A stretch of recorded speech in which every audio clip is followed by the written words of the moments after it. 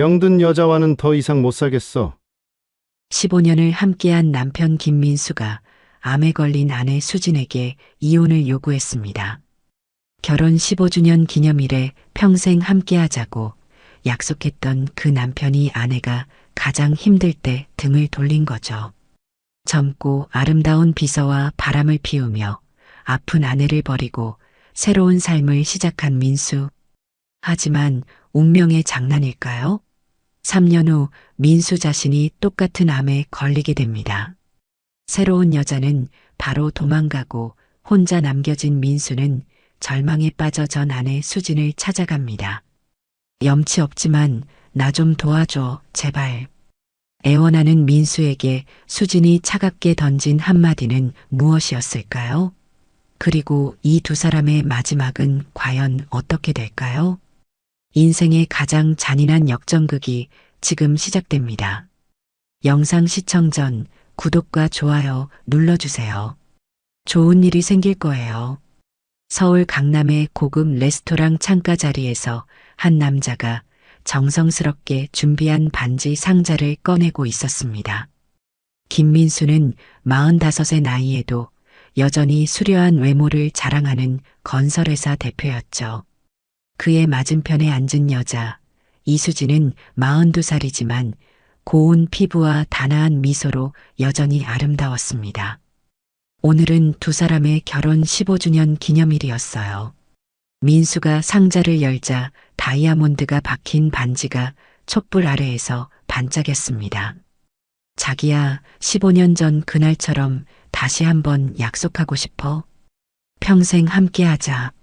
민수의 진심 어린 목소리에 수진의 눈가에 눈물이 맺혔어요. 여보, 정말 고마워요. 당신 같은 남편을 만난 게 제 인생 최고의 행운이에요. 수진이 떨리는 손을 내밀자 민수가 조심스럽게 반지를 끼워 주었습니다. 두 사람의 얼굴에는 진짜 행복이 가득했죠. 레스토랑 직원들이 미리 준비해둔 케이크를 가져오자 다른 손님들도 박수를 쳤습니다. 민수와 수진은 마치 신혼부부처럼 수줍어하며 웃었어요. 자기야, 우리 정말 행복하지 않아? 민수가 수진의 손을 꼭 잡으며 물었습니다. 네, 정말 행복해요. 이런 날들이 계속되었으면 좋겠어요. 수진의 대답에 민수는 더욱 환하게 웃었죠. 그때 민수의 휴대폰이 울렸지만 그는 전화를 끊어버렸습니다. 오늘은 우리만의 날이야. 회사 일은 내일 생각하자. 수진은 이런 민수의 모습이 너무 고마웠어요. 평소에도 바쁜 일정 속에서도 가족을 최우선으로 생각하는 남편이니까요. 집으로 돌아가는 차 안에서도 두 사람의 대화는 끊이지 않았습니다. 여보, 우리 어머님은 어떻게 지내세요? 수진이 시어머니 안부를 묻자 민수가 미소를 지었어요. 어머니는 항상 수진이 자랑이라고 하셔. 아들보다 며느리가 더 좋다고 하시니까. 정말이에요? 수진이 수줍게 웃었습니다. 정말이야. 어머니가 늘 말씀하시잖아. 수진이 같은 며느리 어디서 찾겠냐고. 민수의 말에 수진은 마음이 따뜻해졌어요. 시어머니 김영수는 70세의 나이에도 정정하시고 수진을 친딸처럼 아껴주셨거든요. 집에 도착하자 민수가 먼저 차에서 내려 수진의 문을 열어주었습니다. 마치 연인처럼 행동하는 남편이 귀여웠어요. 여보, 오늘 정말 감사했어요. 수진이 현관에서 민수를 꼭 안았습니다. 나야말로 고마워. 15년 동안 내 곁에 있어줘서. 민수도 아내를 꼭 안으며 머리에 입맞춤을 했어요. 두 사람은 그렇게 행복한 하루를 마무리했습니다. 그때까지만 해도 이런 평범한 행복이 얼마나 소중한 건지 몰랐죠. 다음 날 아침 수지는 평소처럼 6시에 일어나 민수를 위해 아침을 준비했습니다. 밥을 하고 된장찌개를 끓이고 계란말이도 부쳤어요. 민수가 좋아하는 김치도 새로 담근 것으로 꺼내 놓았습니다. 여보, 일어나세요. 아침 준비됐어요. 수진의 다정한 목소리에 민수가 눈을 떴어요. 오늘도 일찍 일어났구나. 고생이 많아. 민수가 일어나 세수를 하는 동안 수지는 그의 옷을 준비해 놓았습니다. 15년 동안 변하지 않은 일상이었죠. 식탁에서 아침을 먹으며 민수가 오늘 스케줄을 확인했습니다. 오늘 중요한 계약건이 있어서 늦을 수도 있겠어. 수진이 고개를 끄덕였어요. 알겠어요. 저녁은 차려놓을 테니까 언제든 들어오세요. 그날 오후 수진은 오래전부터 미루어왔던 정기검진을 위해 병원에 갔습니다. 전직 간호사였던 수진은 건강관리의 중요성을 잘 알고 있었어요. 40이 넘으면서 더욱 신경 쓰게 되었죠. 병원 접수를 마치고 대기실에 앉아 있는데 마음이 왠지 무거웠습니다. 별일 없겠지만 검사 받기 전에는 항상 이런 기분이 들었어요. 김수진 씨 들어오세요. 간호사의 부름에 수진이 진료실로 들어갔습니다. 담당 의사는 수진과 나이 비슷한 여의사였어요. 오늘 유방 촬영하러 오셨죠? 네, 정기검진 차 왔습니다. 수진이 대답하자 의사가 친근하게 웃었어요. 촬영을 마치고 결과를 기다리는 시간이 가장 길게 느껴졌습니다. 수진은 대기실에서 스마트폰으로 민수의 오늘 일정을 다시 확인했어요. 중요한 계약이 있다고 했으니 지금쯤 회의 중일 것 같았습니다. 별일 없으면 좋은 소식으로 전화드려야겠어요. 수진은 혼자 중얼거렸죠. 김수진 씨 다시 들어오세요. 간호사가 부르자 수진의 심장이 빨라졌습니다. 보통 별일 없으면 결과지만 주고 끝나는데 다시 부른다는 건 뭔가 문제가 있다는 뜻일 수도 있었거든요. 진료실에 들어가니 의사의 표정이 아까와는 달랐습니다. 수진 씨 앉으세요. 검사 결과에 대해 말씀드릴 게 있어요. 의사가 모니터를 가리키며 설명을 시작했습니다. 여기 보시면 오른쪽 유방에 종괴가 보이는데요. 크기가 좀 크고 모양이 불규칙해서 정밀 검사가 필요할 것 같아요. 수진의 머릿속이 하얘졌습니다. 간호사 출신이라 의학 용어를 다 알아들을 수 있었거든요. 혹시 그게 설마요? 수진이 떨리는 목소리로 물었어요. 아직 확정은 아니지만 조직 검사를 해봐야 할 것 같아요. 의사도 조심스럽게 대답했습니다.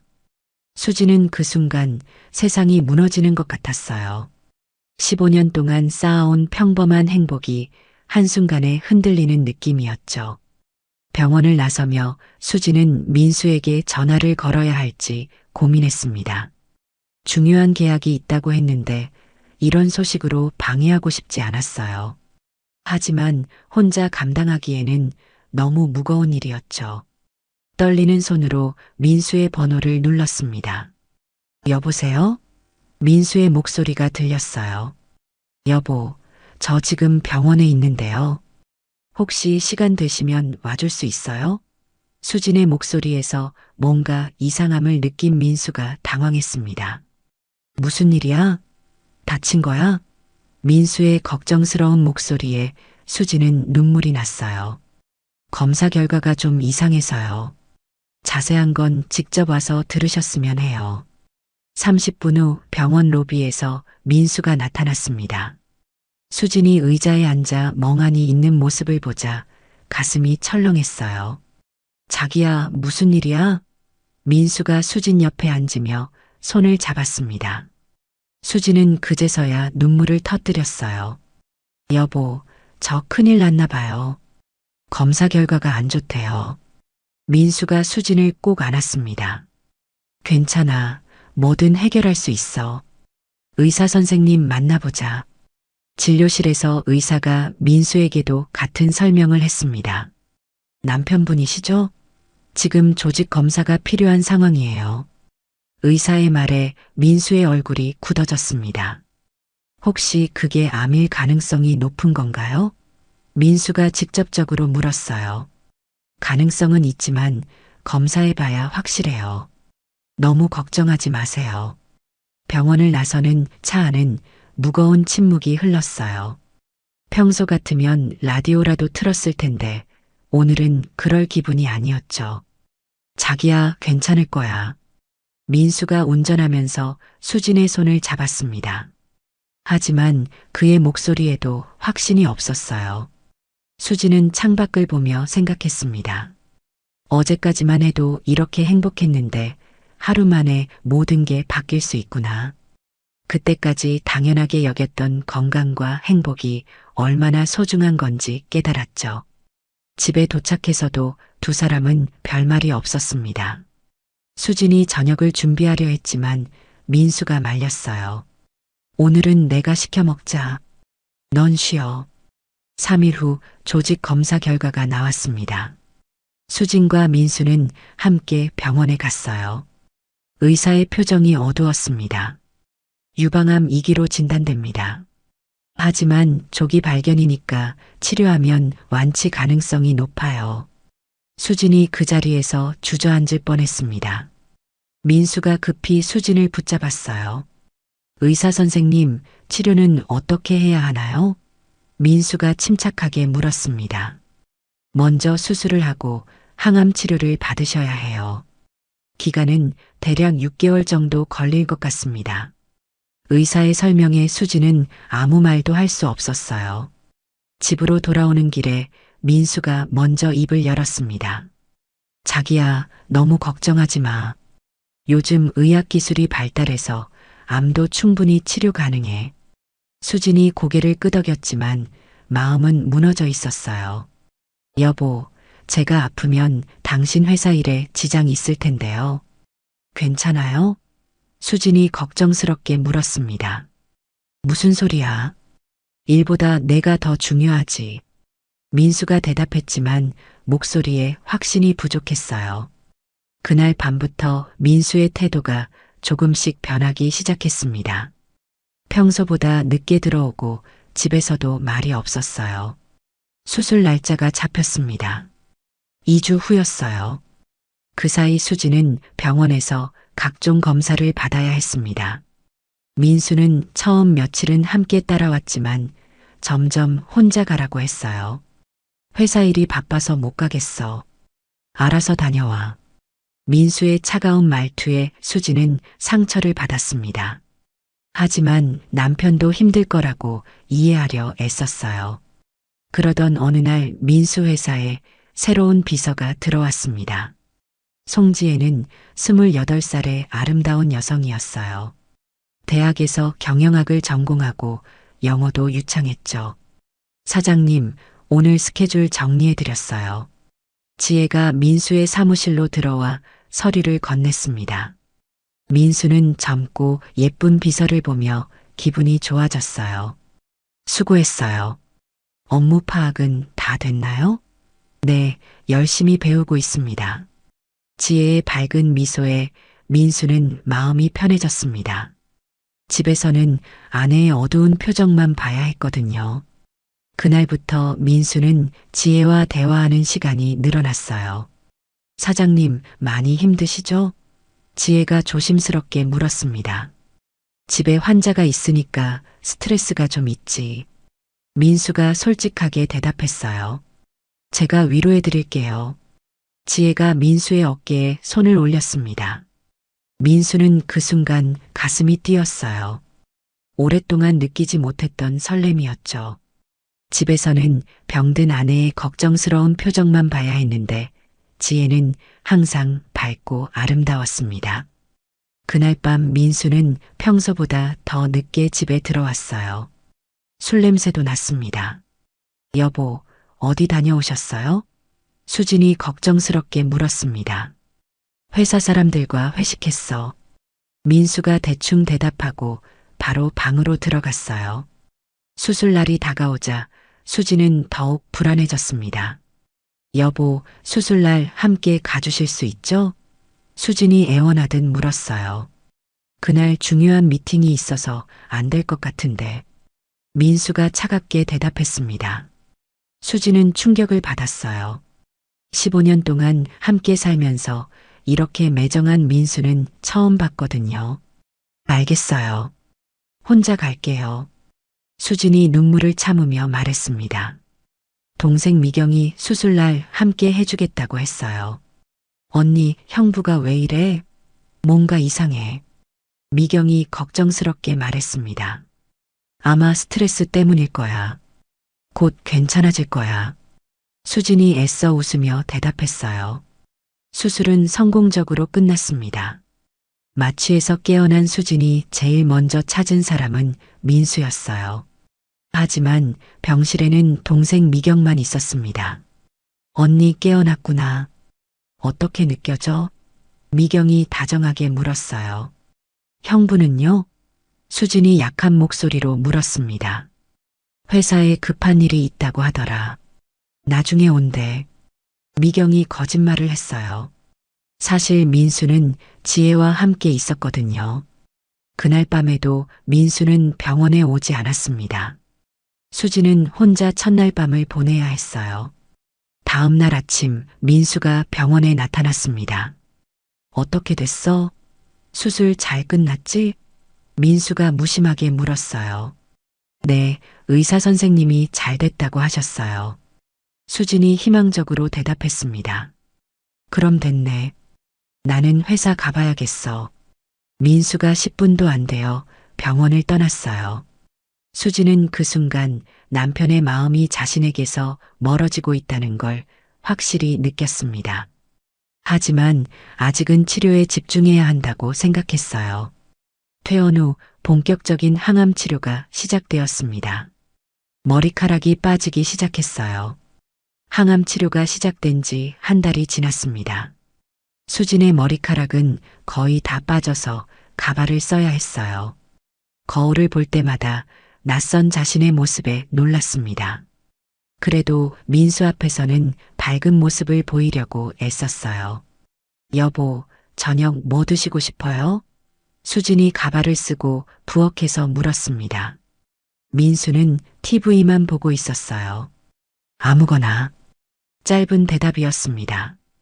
그 사이 민수와 지혜의 관계는 더욱 가까워졌어요. 회사에서 늦은 시간까지 함께 일한다는 핑계로 거의 매일 늦게 들어왔습니다. 사장님, 오늘도 많이 힘드셨죠? 지혜가 민수의 사무실에서 마사지를 해주었어요. 민수는 지혜의 부드러운 손길에 마음이 편해졌습니다.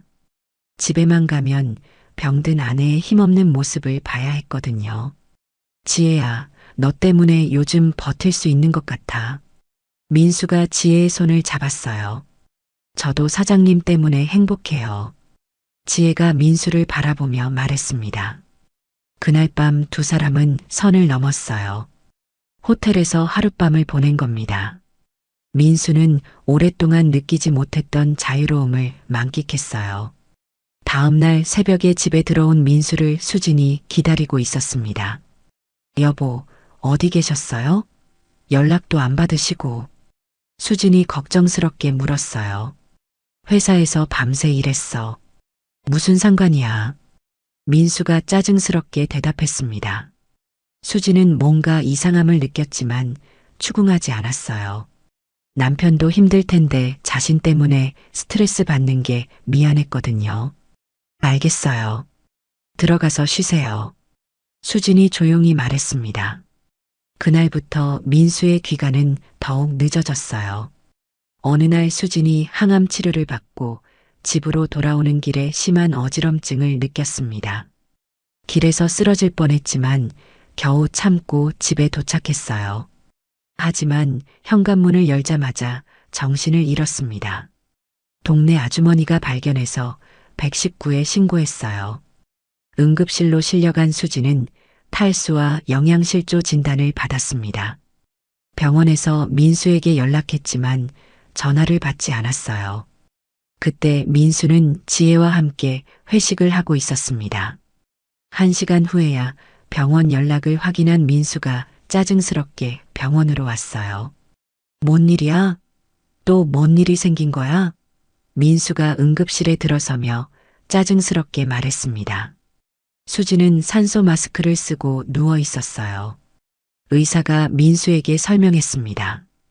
부인이 심한 탈수 상태예요. 항암 치료 부작용으로 식사를 제대로 못하신 것 같아요. 집에서 더 신경 써서 돌봐주셔야 합니다. 의사의 말에 민수는 더욱 짜증이 났어요. 수진이 깨어나자 민수를 봤습니다. 여보, 미안해요. 제가 조심하지 못해서. 수진이 약한 목소리로 사과했어요. 미안하긴 뭘 미안해. 이렇게 살 수는 없어. 민수의 차가운 말에 수진은 깜짝 놀랐습니다. 여보, 무슨 말씀이세요? 수진이 불안하게 물었어요. 민수는 한동안 말이 없다가 폭탄 선언을 했습니다. 이혼하자. 수진의 머릿속이 하얘졌어요. 여보, 갑자기 무슨 말씀이세요? 제가 뭘 잘못했어요? 수진이 눈물을 흘리며 물었습니다. 잘못한 게 아니라 이런 식으로는 못 살겠어. 병든 여자와는 더 이상 못 살겠어. 민수가 냉정하게 말했습니다. 수진은 그 말을 듣고 세상이 무너지는 것 같았어요. 제발 여보, 지금은 안 돼요. 제가 나으면 다시 예전처럼 할 수 있어요. 아니야, 이미 결정했어. 민수가 단호하게 말했습니다. 수진이 민수의 팔을 붙잡았어요. 여보, 15년을 함께 살았잖아요. 결혼할 때 아프거나 건강할 때나 함께 하자고 약속했잖아요. 수진의 절규에도 민수는 마음을 바꾸지 않았습니다. 그때는 몰랐어. 실제로 아프고 나니까 감당이 안 돼. 민수가 수진의 손을 뿌리쳤어요. 의사와 간호사들이 놀란 표정으로 바라봤습니다. 이런 일은 드물지 않았지만 그래도 충격적이었어요. 수진은 그 자리에서 정신을 잃을 뻔했습니다. 병실로 옮겨진 후에도 민수는 냉정했습니다. 내일 이혼 서류 가져올게. 빨리 처리하자. 민수가 일방적으로 통보했어요. 수진은 눈물만 흘렸습니다. 15년 동안 믿었던 남편이 가장 힘들 때 등을 돌린다는 현실을 받아들일 수 없었어요. 여보, 제발 다시 생각해 주세요. 제가 꼭 나을게요. 수진이 마지막으로 애원했습니다. 하지만 민수의 마음은 이미 굳어 있었어요. 이미 늦었어. 미안하지만 각자 살자. 민수가 병실을 나가며 마지막으로 던진 말이었습니다. 그날 밤 수진은 혼자 병실에서 울었습니다. 15년 동안 쌓아온 행복이 한순간에 무너졌어요. 암도 무서웠지만 남편의 배신이 더 아팠습니다. 동생 미경이 병문안을 와서 형부의 이혼 요구를 들었어요. 형부가 미쳤나? 언니가 이렇게 아픈데 어떻게 그런 말을 해? 미경이 분노했습니다. 괜찮아. 남편도 힘들 거야. 수진이 아직도 민수를 이해하려 했어요. 하지만 마음속으로는 배신감이 컸습니다. 이틀 후 민수가 정말로 이혼 서류를 들고 왔습니다. 여기 도장만 찍으면 돼. 민수가 차갑게 말했어요. 수진이 떨리는 손으로 서류를 받았습니다. 정말 이게 마지막이에요? 수진이 마지막으로 물었어요. 그래, 이게 우리 둘 다를 위한 길이야. 민수가 대답했습니다. 수진은 눈물을 흘리며 도장을 찍었어요. 15년의 결혼 생활이 그렇게 끝났습니다. 민수가 서류를 가져가며 말했습니다. 치료비는 당분간 내가 낼게. 그 정도 의리는 지킬 거야. 그리고 병실을 나갔어요. 그날 저녁 민수는 지혜와 함께 샴페인을 터뜨렸습니다. 드디어 자유로워졌네요. 지혜가 민수의 목을 안으며 말했어요. 응, 이제 우리만 생각하면 돼. 민수가 지혜에게 키스했습니다. 두 사람은 그날 밤 호텔에서 축배를 들었어요. 반면 수지는 병실에서 혼자 눈물을 흘렸습니다. 15년 동안 함께했던 추억들이 머릿속을 스쳐갔어요. 결혼식 날에 행복했던 모습부터 어제까지의 일상들까지 모든 게 한순간에 끝나버렸습니다. 이혼이 성립된 후 수지는 작은 원룸으로 이사했습니다. 민수가 제공한 치료비로 당분간은 버틸 수 있었지만 마음은 텅 비어 있었어요. 15년 동안 살던 집을 떠나면서 추억이 담긴 물건들을 정리해야 했습니다. 결혼 사진을 보며 눈물이 났어요. 그때는 정말 행복했는데 어떻게 이렇게 됐을까요? 수진이 혼자 중얼거렸습니다. 동생 미경이 이사를 도와주러 왔어요. 언니, 이 사진들은 어떻게 할래? 미경이 조심스럽게 물었습니다. 그냥 버려. 이제 필요 없어. 수진이 쓸쓸하게 대답했어요. 새 집은 병원에서 가까운 곳이었습니다. 항암 치료를 계속 받아야 했거든요. 원룸이지만 혼자 살기에는 충분했어요. 하지만 15년 동안 누군가와 함께 살다가 혼자 사니까 적적했습니다. 저녁에 집에 들어와도 맞아줄 사람이 없었어요. 안녕하세요. 수진이 빈집에 인사했습니다. 자신도 모르게 나온 말이었죠. 그렇게 새로운 생활이 시작되었습니다. 매주 2번씩 병원에 가서 항암 치료를 받았어요. 처음에는 혼자 가는 게 서러웠지만 점점 익숙해졌습니다. 병원에서 같은 치료를 받는 환자들과 알게 되었어요. 대부분 가족들이 함께 왔는데 수진처럼 혼자 오는 사람도 있었습니다. 박할매는 70대의 할머니였는데 딸이 미국에 살고 있어서 혼자 치료받고 있었어요. 수진아, 너도 혼자구나. 박할매가 수진에게 말을 걸었습니다. 네, 사정이 복잡해서요. 수진이 대답했어요. 아이고, 젊은 나이에 고생이 많다. 박할매가 수진의 손을 잡아주었습니다. 그렇게 병원에서 새로운 인연들이 시작되었어요. 치료가 진행되면서 수진의 머리카락은 완전히 빠졌습니다.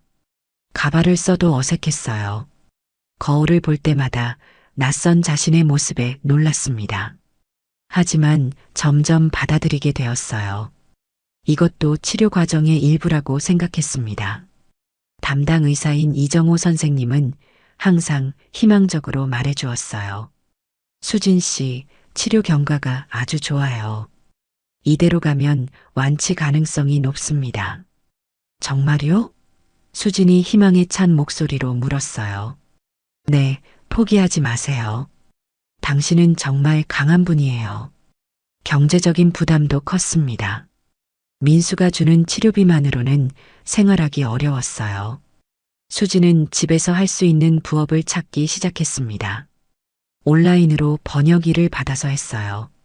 간호사 출신이라 의학 용어를 잘 알아서 의료 관련 번역을 주로 했습니다. 몸이 힘들어도 돈을 벌어야 했어요. 치료비와 생활비를 스스로 감당해야 했거든요. 밤늦게까지 번역 일을 하며 하루하루를 버텼습니다. 외로운 밤이 가장 힘들었어요. 평소 같으면 민수와 함께 TV를 보거나 대화를 나눴을 텐데 이제는 혼자였습니다. 가끔 민수 생각이 났어요. 지금 뭐 하고 있을까? 나를 조금이라도 그리워할까? 하지만 곧 현실로 돌아왔습니다. 남편은 이미 다른 삶을 살고 있을 거예요. 수지는 스스로를 다독였습니다. 이제는 나 혼자 살아가야 해. 누구도 도와주지 않을 거야. 그렇게 마음을 다잡았어요. 6개월이 지나자 치료 효과가 나타나기 시작했습니다. 종양 크기가 많이 줄어들었어요. 이정우 의사가 기뻐했습니다. 수진 씨, 정말 잘 되고 있어요. 이 상태로 가면 수술도 가능할 것 같아요. 수진은 그 말을 듣고 처음으로 진짜 희망을 느꼈어요. 정말 나을 수 있을까요? 네, 충분히 가능해요. 포기하지 마세요. 의사의 격려에 수지는 눈물이 났습니다. 처음에는 절망뿐이었는데 이제는 희망이 보였어요. 박할매와 다른 환자들도 수진을 응원해 주었습니다. 수진아, 너 정말 잘하고 있어. 우리가 다 지켜보고 있으니까 힘내. 박할매가 수진을 격려했어요. 고마워요, 할머니. 할머니들 덕분에 버틸 수 있어요. 수진이 진심으로 고마워했습니다. 병원에서 만난 사람들이 진짜 가족 같았어요. 서로 힘들 때 위로해주고 좋은 일 있으면 함께 기뻐했습니다. 혼자가 아니라는 걸 느꼈어요. 1년 후 수지는 두 번째 수술을 받았습니다. 이번에는 자녀 종양을 제거하는 수술이었어요. 수술이 성공적으로 끝났다는 소식을 들었을 때 수지는 펑펑 울었습니다. 정말 살 수 있다는 희망이 확실해졌거든요. 미경이 수술실 앞에서 기다리고 있었어요. 언니, 수술 잘 끝났어. 이제 정말 괜찮을 거야. 미경도 눈물을 흘렸습니다. 고마워, 미경아. 내가 없었으면 못 버텼을 거야. 수진이 동생의 손을 꼭 잡았어요. 회복 기간 동안 수진은 많은 생각을 했습니다. 혼자서도 이렇게 살 수 있다는 자신감이 생겼어요. 15년 동안 누군가에게 의존해서 살았는데 이제는 독립적인 여성이 되었습니다. 물론 외롭기도 했지만 자유롭기도 했어요. 아무에게도 눈치 보지 않고 내가 하고 싶은 대로 살 수 있었거든요. 이런 삶도 나쁘지 않다고 생각했습니다. 2년 차가 되자 수진의 몸 상태는 더욱 좋아졌어요. 정기검진에서도 이상 소견이 없었습니다. 민수는 수진과 이혼한 후 완전히 새로운 삶을 시작했습니다. 지혜와 함께 강남의 고급 펜트하우스로 이사했어요. 넓은 거실과 도시 전망이 내려다 보이는 멋진 집이었습니다. 자기야, 여기 정말 좋다.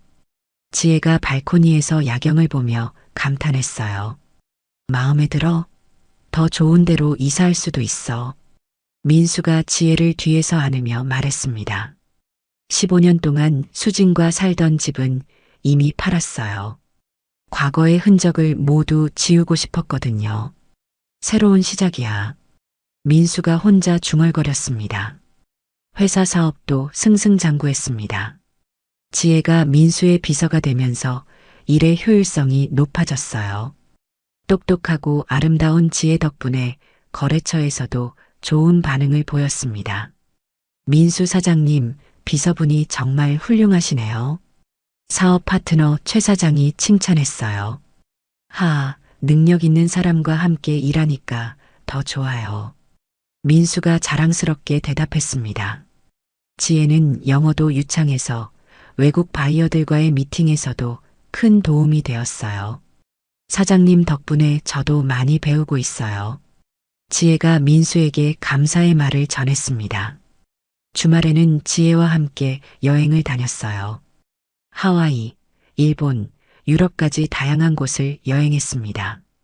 수진과 함께 있을 때는 이런 여행을 거의 하지 못했거든요. 항상 집에서 조용히 지내는 게 일상이었어요. 하지만 지혜는 활동적이고 젊었습니다. 자기야, 다음엔 어디로 갈까? 지혜가 여행 잡지를 보며 물었어요. 내가 가고 싶은 곳 아무데나 가자. 민수가 여유롭게 대답했습니다. 경제적 여유도 충분했고 시간도 자유로웠어요. 친구들과의 모임에서 민수는 새로운 연인을 자랑했습니다. 민수야, 요즘 완전 젊어 보이는구나. 친구들이 부러워했어요. 새로운 사랑의 힘이지. 민수가 웃으며 대답했습니다. 전 부인은 어떻게 됐어?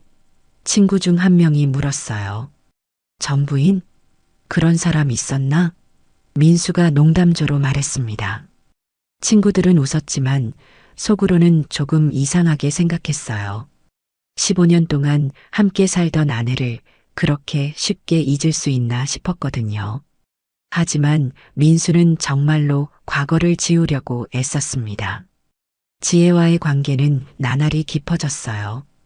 결혼 얘기도 나왔습니다. 언제 우리 결혼할까? 민수가 지혜에게 물었어요. 저는 언제든 좋아요. 사장님만 결정하시면. 지혜가 수줍게 대답했습니다. 내년쯤 하자. 성대하게 할 거야. 민수가 지혜의 손을 잡으며 약속했어요. 두 사람은 벌써부터 결혼 계획을 세우기 시작했습니다. 드레스는 어떤 걸 입을지, 신혼여행은 어디로 갈지 즐거운 고민들이었어요.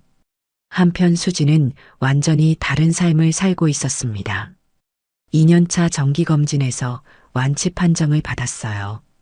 수진 씨, 축하해요. 완전히 나으셨어요. 이정우 의사가 기뻐하며 말했습니다. 정말요? 정말 완치된 거예요? 수진이 믿기지 않는다는 표정으로 물었어요. 네, 앞으로는 6개월마다 검진만 받으시면 돼요. 의사의 말에 수진은 그 자리에서 눈물을 터뜨렸습니다. 2년 동안의 힘든 투병이 드디어 끝났어요. 혼자서도 해낼 수 있다는 걸 증명한 거였죠. 완치 후 수진은 새로운 일을 시작했습니다. 같은 병원에서 자원봉사를 하기로 한 거예요.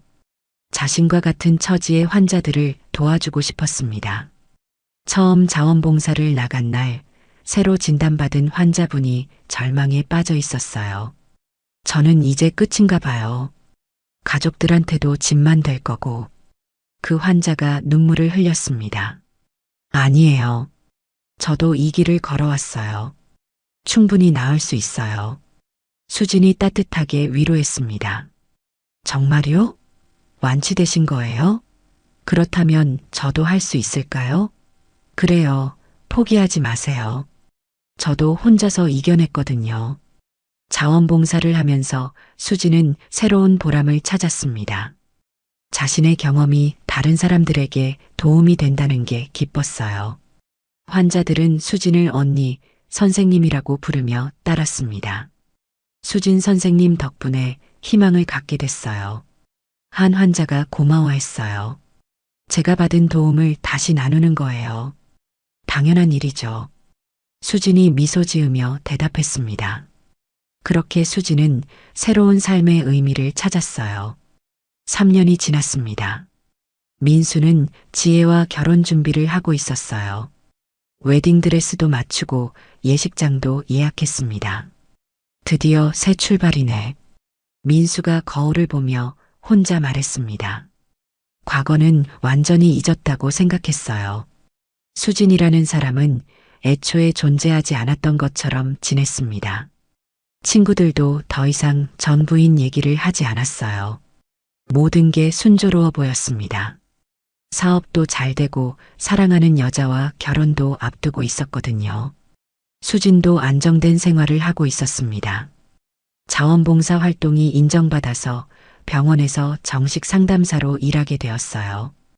월급도 받고 보람도 느낄 수 있는 일이었습니다. 같은 아픔을 겪은 사람들을 도우며 자신도 치유받고 있었어요. 가끔 민수 생각이 나기도 했지만 이제는 원망보다는 감사하는 마음이 더 컸습니다. 그 일이 있었기에 더 강한 사람이 될 수 있었거든요. 시어머니 영순도 가끔 안부를 물어왔어요. 수진아, 너 잘 지내지? 할머니가 걱정스럽게 전화했습니다. 할머니, 저 잘 지내고 있어요. 걱정 마세요. 수진이 밝게 대답했어요. 그 아들 때문에 고생만 시켰구나. 미안하다. 영순이 사과했습니다. 아니에요, 할머니. 오히려 더 단단해진 것 같아요. 수진은 정말로 그렇게 생각했어요. 고난이 자신을 성장시켰다고 믿었습니다. 두 사람은 각자의 자리에서 새로운 삶을 살고 있었어요. 하지만 운명은 다시 한번 그들을 시험에 들게 할 준비를 하고 있었습니다. 민수가 지혜와 결혼을 3개월 앞두고 있던 어느 날이었습니다. 샤워를 하다가 가슴 부위에서 작은 덩어리를 발견했어요. 처음에는 단순한 근육 뭉침이라고 생각했습니다. 요즘 운동을 많이 해서 그런가 보다. 민수가 혼자 중얼거렸어요. 며칠 지나면 없어질 거라고 생각하고 신경 쓰지 않았습니다. 하지만 일주일이 지나도 덩어리는 사라지지 않았어요. 오히려 조금 더 커진 것 같았습니다. 이상하네. 병원에 한번 가봐야겠다. 민수가 걱정스럽게 생각했어요. 지혜도 민수의 이상한 모습을 눈치챘습니다. 자기야, 요즘 표정이 안 좋은데 무슨 일 있어? 지혜가 걱정스럽게 물었어요. 아니야, 별일 아니야. 민수가 대충 대답했습니다. 하지만 마음속으로는 불안했어요. 혹시 뭔가 잘못된 건 아닐까 하는 생각이 들었거든요. 병원 가보세요. 건강이 제일 중요해요. 지혜가 권했습니다. 그래, 시간 날 때 한번 가볼게. 민수가 대답했지만 계속 미뤘어요. 바쁘다는 핑계로 병원 가는 걸 피했습니다. 2주 후 덩어리는 더욱 커졌습니다. 이제는 무시할 수 없을 정도였어요. 민수는 드디어 병원 예약을 잡았습니다. 하지만 여전히 대수롭지 않게 생각했어요. 남자가 무슨 유방암이야. 그냥 지방종이나 근육 문제겠지. 민수가 스스로를 위로했습니다. 병원에 가는 날 아침, 지혜가 함께 가겠다고 했어요. 괜찮아. 혼자 갈 수 있어. 별거 아닐 거야. 민수가 지혜의 걱정을 덜어주려고 했습니다. 그럼 검사 끝나면 연락해요. 지혜가 민수를 배웅했어요. 병원에 도착한 민수는 외과에서 진료를 받았습니다. 의사가 촉진 검사를 했어요. 언제부터 이 덩어리를 발견하셨나요? 의사가 물었습니다. 한 달 정도 된 것 같아요. 처음에는 운동 때문인 줄 알았는데요. 민수가 대답했습니다. 일단 초음파 검사부터 해보겠습니다. 의사가 말했어요. 민수는 아직도 별일 아니라고 생각했습니다. 초음파 검사 결과 의사의 표정이 심각해졌어요. 조직 검사가 필요할 것 같습니다. 의사가 조심스럽게 말했습니다. 혹시 뭔가 문제가 있는 건가요? 민수가 불안하게 물었어요. 정확한 건 조직 검사를 해봐야 알 수 있어요. 하지만 모양이 좀 불규칙해서 정밀 검사가 필요합니다. 의사의 말에 민수는 처음으로 심각성을 느꼈어요. 남자도 유방암에 걸릴 수 있나요? 민수가 두려움에 떨리는 목소리로 물었습니다. 드물지만 가능해요. 검사 결과를 기다려보시죠. 의사가 위로했지만 민수는 이미 불안에 떨고 있었어요. 조직 검사를 받고 집으로 돌아가는 길에 민수는 혼란스러웠습니다. 설마 내가 암에 걸렸을까? 그럴 리 없어. 민수가 스스로를 달랬어요. 하지만 마음 한구석에서는 불안이 자라나고 있었습니다. 집에 들어가자 지혜가 걱정스럽게 맞아주었어요. 어떻게 됐어요? 지혜가 물었습니다. 조직 검사해봐야 한대. 아마 별일 없을 거야. 민수가 애써 태연한 척했습니다. 하지만 그날 밤부터 잠을 이루지 못했어요. 3일 후 검사 결과가 나왔습니다. 민수는 지혜와 함께 병원에 갔어요. 의사가 심각한 표정으로 설명을 시작했습니다. 남성 유방암으로 진단됩니다. 3기 상태로 좀 진행된 편이에요. 민수는 그 말을 듣고 머릿속이 하얘졌습니다. 그럴 리가 없어요. 재검사해 주세요. 민수가 부정했어요. 저희도 확실히 하기 위해 2번 검사했습니다. 유감스럽지만 확실해요. 의사가 안타깝게 말했습니다. 지혜는 그 자리에서 충격을 받아 말을 하지 못했어요. 치료는 어떻게 해야 하나요? 민수가 떨리는 목소리로 물었어요. 수술과 항암 치료를 받으셔야 해요. 3기라서 치료 기간이 좀 길 것 같습니다. 의사의 설명에 민수는 절망감을 느꼈어요. 그동안 건강하게 살아왔는데 갑자기 암이라니 받아들이기 어려웠습니다. 완치 가능성은 어떻게 되나요? 지혜가 대신 물었어요. 조기 발견이 아니라서 쉽지 않겠지만 최선을 다해 치료해 보겠습니다. 의사가 조심스럽게 대답했습니다. 병원을 나오는 길에 2 사람은 말이 없었어요. 민수는 충격에 빠져 있었고 지혜는 갈등하고 있었습니다. 자기야, 괜찮을 거야. 우리가 함께 이겨내자. 지혜가 민수를 위로했지만 목소리에 확신이 없었어요. 고마워. 내가 있어서 다행이야. 민수가 지혜의 손을 꼭 잡았습니다.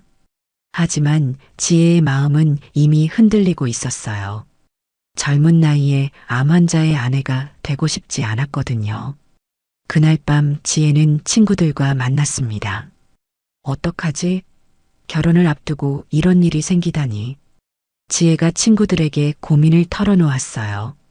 지혜야, 너무 심각하게 생각하지 마. 요즘 암은 치료 가능해. 친구 하나가 위로했습니다. 하지만 다른 친구는 다르게 생각했어요. 솔직히 말하면 너무 무거운 짐 아니야? 젊은 나이에 그런 고생할 필요 있어? 그 말에 지혜는 더욱 혼란스러워졌습니다. 사랑한다고 했지만 막상 이런 상황이 되니까 두려웠어요. 민수는 혼자서 많은 생각을 했습니다. 3년 전 수진이 암에 걸렸을 때 자신이 어떻게 행동했는지 떠올랐어요. 병든 여자와는 더 이상 못 살겠어. 자신이 수진에게 했던 말이 귓가에 맴돌았습니다. 이게 천벌인가? 민수가 혼자 중얼거렸어요. 그때 수진의 심정이 어땠을지 이제야 조금 이해할 수 있었습니다. 하지만 아직은 지혜가 자신을 떠날 거라고는 생각하지 못했어요. 일주일 후 민수가 회사에서 일하고 있을 때 지혜가 사무실로 들어왔습니다. 표정이 어두웠어요. 자기야, 무슨 일 있어? 민수가 걱정스럽게 물었습니다. 저 잠깐 얘기할 게 있어요. 지혜가 조심스럽게 말했어요. 그래, 뭔데? 민수가 지혜를 바라봤습니다. 지혜는 한동안 말을 하지 못하다가 드디어 입을 열었어요. 저 죄송하지만 결혼을 다시 생각해 보고 싶어요. 지혜의 말에 민수는 충격을 받았습니다. 무슨 소리야? 갑자기 왜 그래? 민수가 당황해서 물었어요. 저도 많이 생각해 봤는데요. 지금 상황에서 결혼하는 게 맞는지 모르겠어요. 지혜가 고개를 숙이며 말했습니다.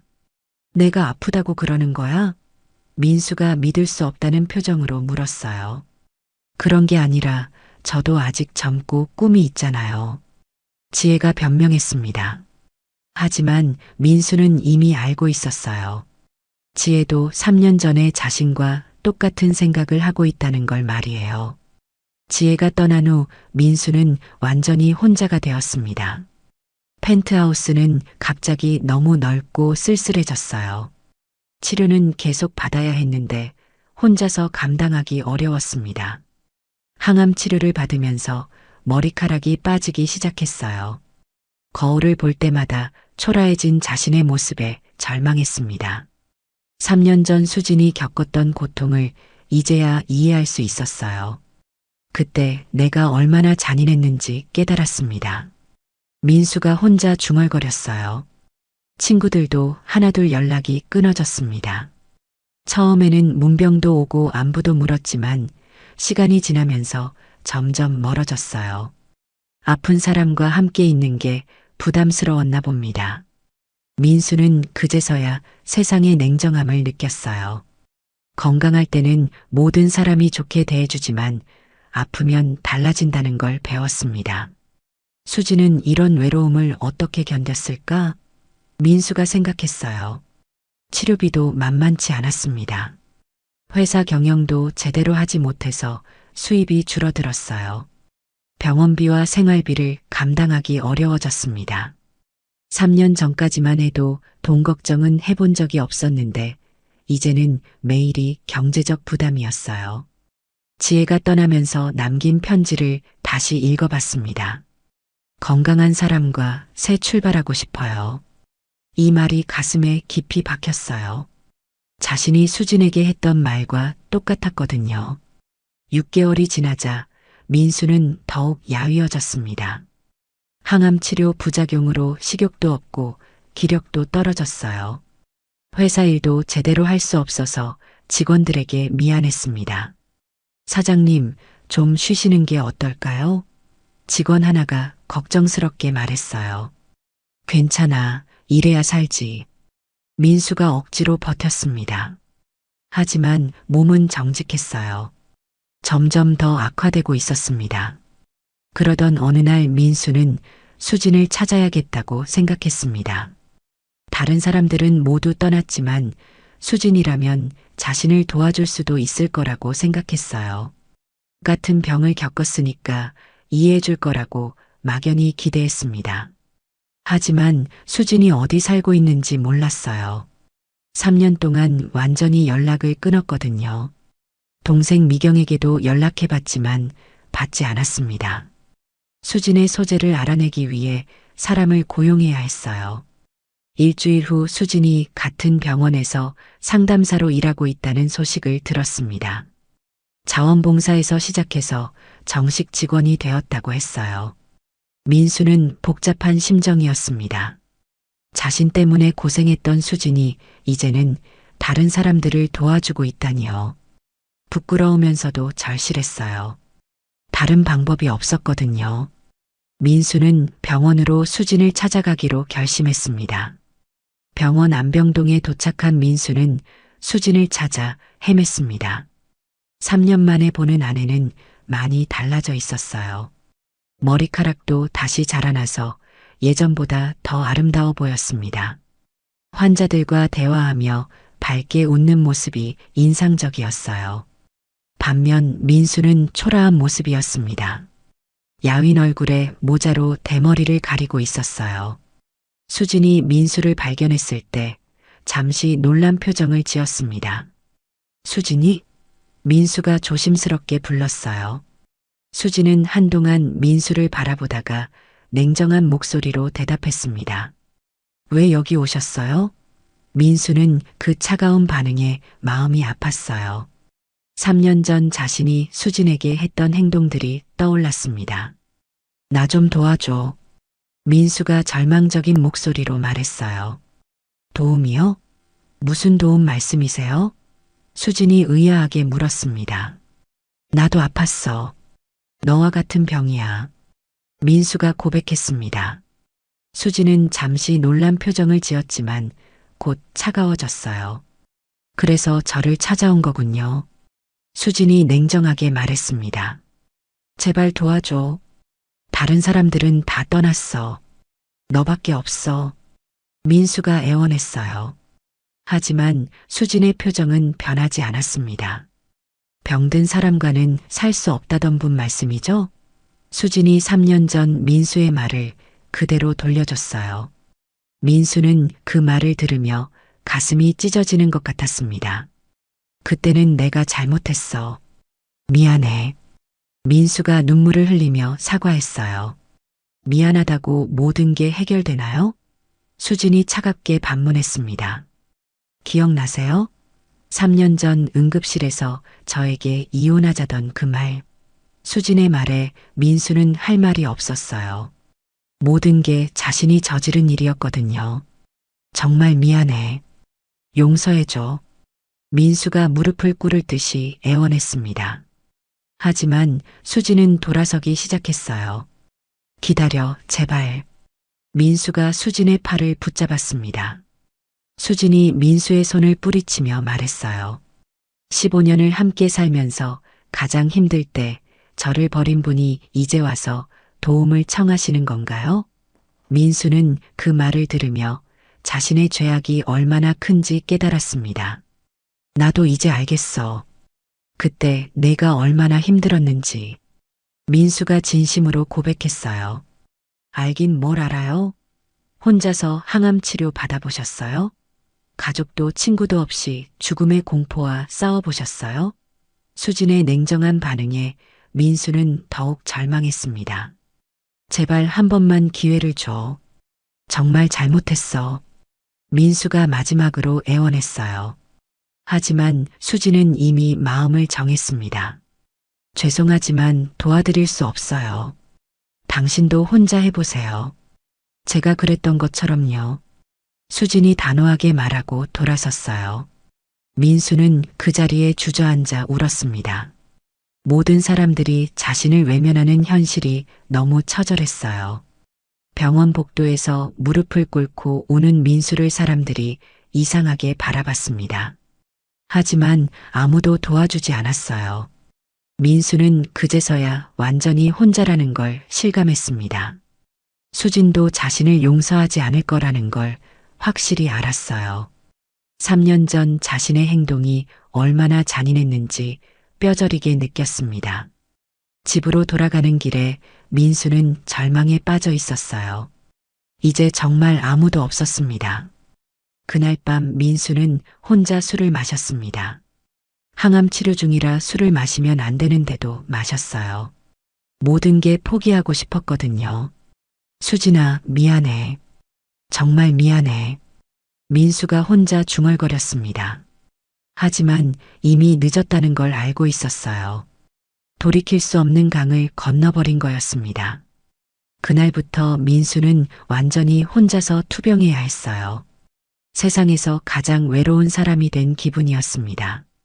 민수가 수진을 찾아간 후 2달이 지났습니다. 민수는 혼자서 치료를 받으며 하루하루를 버텨나갔어요.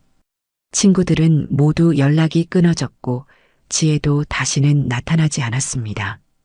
회사도 제대로 운영하지 못해서 문을 닫아야 했어요. 경제적으로도 막막한 상황이었습니다. 펜트하우스도 팔고 작은 원룸으로 이사했어요. 3년 전 수진이 살았던 것과 비슷한 집이었습니다. 이제야 수진의 마음을 조금이나마 이해할 수 있었어요. 어느 날 민수가 항암 치료를 받고 집으로 돌아가는 길이었습니다. 몸이 너무 힘들어서 병원 벤치에 잠시 앉아 쉬고 있었어요. 그때 수진이 지나가다가 민수를 발견했습니다. 많이 야윈 모습이 안쓰러워 보였어요. 수진은 한동안 망설이다가 민수에게 다가갔습니다. 많이 힘드시죠? 수진이 조심스럽게 말을 걸었어요. 민수가 고개를 들어 수진을 봤습니다. 수진아, 수진이 말했습니다. 혼자서 치료받기 어렵죠? 제가 그 길을 걸어봐서 알아요. 민수는 수진의 따뜻한 말에 눈물이 났어요. 고마워. 너라도 이해해줘서. 민수가 감격해서 말했습니다. 하지만 수진은 선을 그었어요. 간병이나 도우미는 안 되지만 같은 병을 겪은 사람으로서 조언은 해드릴 수 있어요. 수진이 차분하게 말했습니다. 그것만으로도 감사해. 정말 고마워. 민수가 진심으로 고마워했어요. 수진은 민수에게 투병 중에 도움이 되는 정보들을 알려주었습니다. 어떤 음식을 먹으면 좋은지, 부작용은 어떻게 관리하는지 꼼꼼히 설명해 주었어요. 일주일 후 수진이 다시 민수를 찾아왔습니다. 이번에는 직접 만든 죽을 가져왔어요. 항암 치료 받을 때는 이런 죽이 좋아요. 수진이 죽을 건네며 말했습니다. 민수는 감동해서 말을 하지 못했어요. 3년 전 자신이 수진에게 얼마나 못됐는지 다시 한번 생각났습니다. 내가 이러면 내가 더 미안해. 민수가 고개를 숙이며 말했어요. 미안해하지 마세요. 제가 하고 싶어서 하는 거예요. 수진이 담담하게 대답했습니다. 시어머니 영순도 소식을 듣고 찾아왔습니다. 할머니는 아들보다 수진을 더 걱정하고 있었어요. 수진아, 너 고생이 많다. 아들놈 때문에 또 고생하는구나. 영순이 수진의 손을 잡으며 말했습니다. 할머니, 괜찮아요. 제가 하고 싶어서 하는 거예요.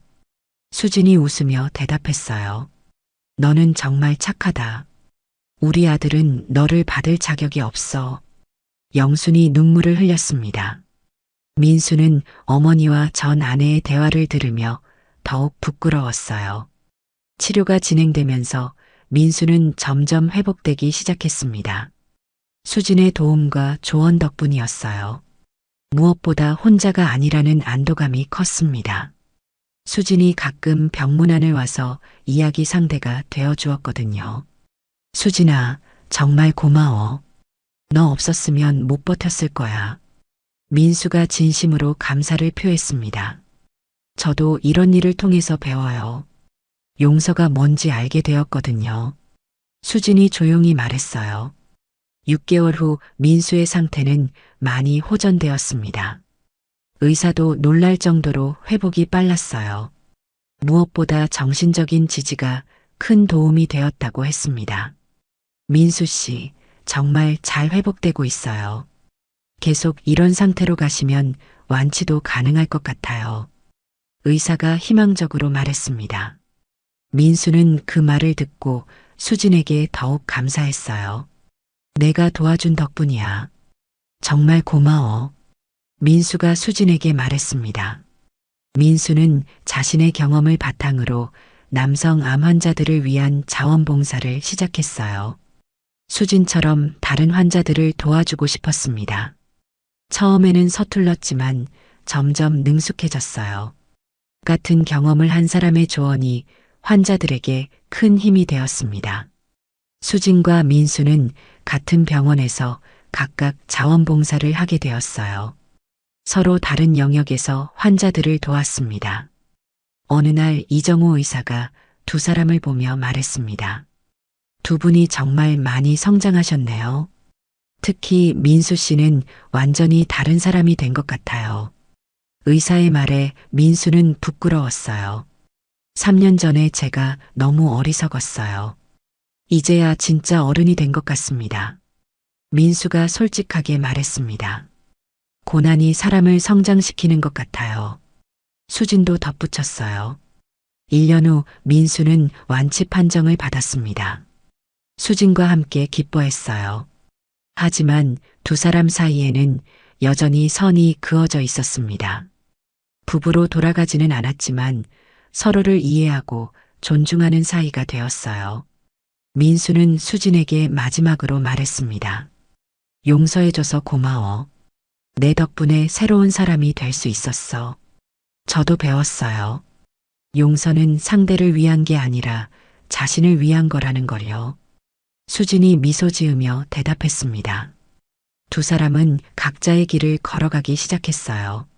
민수는 작은 상담소를 차려서 암 환자들을 도왔습니다. 수진은 계속 병원에서 상담사로 일했어요. 가끔 만나서 안부를 묻는 사이가 되었습니다. 원망과 미움 대신 용서와 성장을 선택한 결과였어요. 시어머니 영순도 두 사람을 대견해 했습니다. 너희 둘 다 진짜 어른이 되었구나. 할머니가 흐뭇하게 말했어요. 수진은 새로운 환자들에게 자신의 경험을 들려주었습니다. 절망하지 마세요. 저도 이 길을 걸었지만 이겨낼 수 있었어요. 그리고 용서는 자신을 자유롭게 해주는 선물이에요. 수진의 말에 환자들은 힘을 얻었어요. 민수도 마찬가지였습니다. 과거의 실수를 후회하지만 그것도 성장의 과정이었다고 생각해요. 이제는 다른 사람들을 도우며 보람을 느낍니다. 민수가 다른 환자에게 말했어요. 끝으로 수진과 민수는 깨달았습니다. 진정한 사랑은 상대방의 행복을 위해 기꺼이 희생하는 것이고, 용서는 자신을 자유롭게 해주는 선물이라는 것을요. 미움보다는 용서가, 복수보다는 성장이 사람을 더 행복하게 만든다는 진리를 배웠습니다. 두 사람은 서로 다른 길을 걸어가지만 더 나은 사람이 되었어요. 그리고 그들의 이야기는 많은 사람들에게 희망과 용기를 주는 메시지가 되었습니다.